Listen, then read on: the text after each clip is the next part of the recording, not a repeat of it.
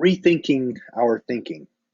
So, as we progress in this section of the three barriers, and specifically the barrier of addiction to data, it's important to stop and think about how we think. Um, Edwin Friedman, in his book Failure of Nerve, wants us to rethink the way we think about our thinking. And what he means by this is that our brain, if you think about it, is is is not primarily about the intellect, although that's what we typically associate. Um, Friedman says, page 117 of his book, emotions do not simply modify thinking, reasoning, or decision making processes. They are part and parcel of the process of reasoning. Thinking always involves the self of the entire organism. Emotional processes, and by the way, I don't want emotional processes here to be confused with emotional intelligence. Emotional processes are crucial to the formation of sound judgments. And so I want to challenge those who put a lot of weight on differences between right brain and left brain, between male and female, between people from different races.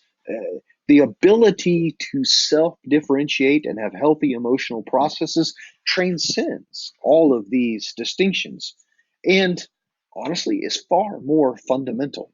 Far more fundamental.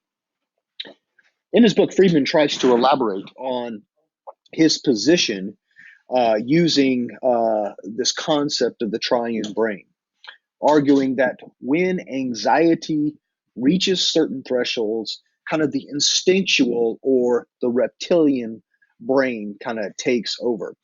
You can see a visual of this on page 47 in Uproar. Um, what happens is when anxiety reaches certain thresholds, what he argues is that our reptilian brain, that is our reacting, our survival brain, if you will, begins to take over.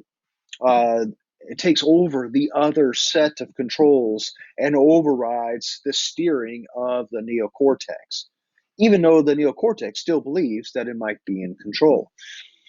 He points to the example of highly intelligent yet very dysfunctional families whose brilliance actually seems to intensify and even reinforce their unhealthy relating.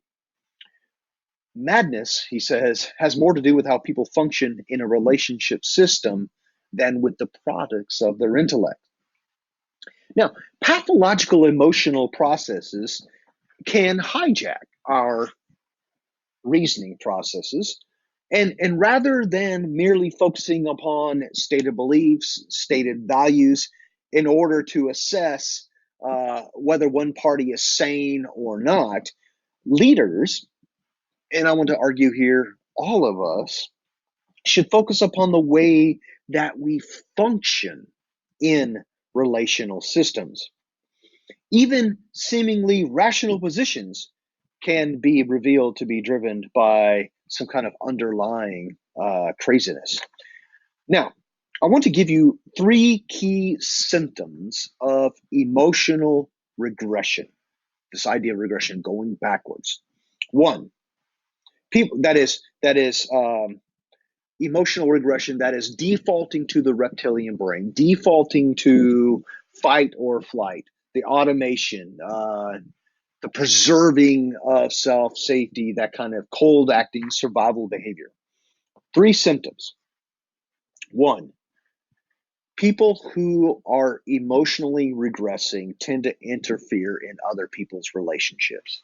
I bet anyone listening to this video can name three or four people off the top of their head.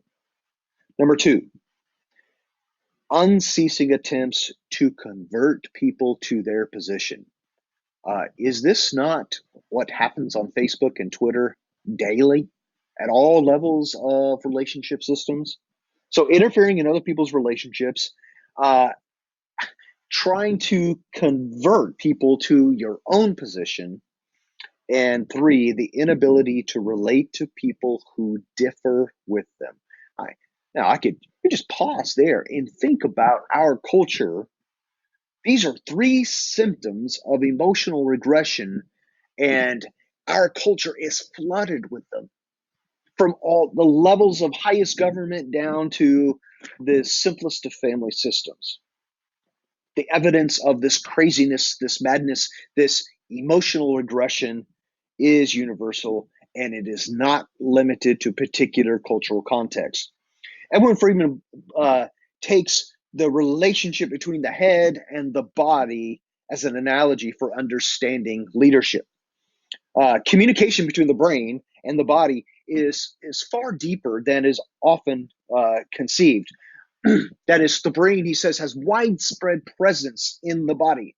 And he argues that the brain's communication with the body is more a systemic process than a mere matter of like relaying communication. Out of this analogy arises a few points. And so, what he's saying is decisions that we make as a human being are not solely made in the head, they're made in our wholeness, in our body, a connection of an interpenetration, if you will. Decisions we make up in our neocortex are informed by other processes in our body.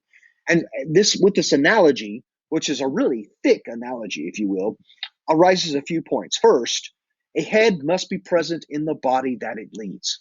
That is, a leader must be present in the body that the leader is leading. Second, the presence is felt chiefly through its impact rather than through its messages. Let me say that again. The leader or the head's impact is felt chiefly through, the presence of the leader is felt chiefly through its impact rather than through its messages. So leadership is not about conveying information. Leadership is about energy, making an impact. Third, if the head body relation is more organic, as I've argued, than hierarchical, which is what most people believe, then proximity or continuous connection may not be as important as commonly presumed. Now, this can be illustrated quite easily. Example of historical leaders who conveyed their presence to hundreds of thousands of people simultaneously, but weren't actually face to face, right? This understanding of the connection between the brain and the body shows that through her own self definition, through his own self regulation, through non reactivity, and the capacity to remain connected, a leader can make a critical difference, can make a crucial difference. He or she can transmit presence that has every bit as much capacity to regulate the various members of the system, various members of the organism that it is seeking to lead. And then number four, this analogy might also suggest that biofeedback approaches to leadership is more effective than dispensing of information or dispensing of cures, is the language that Friedman uses. So it's time to rethink how we think, how our head is connected to our body as an analogy. The leader, as the head of a system, a head of a family, head of an organization, must be present. Their impact must be felt. Cannot separate those two, those realities at all.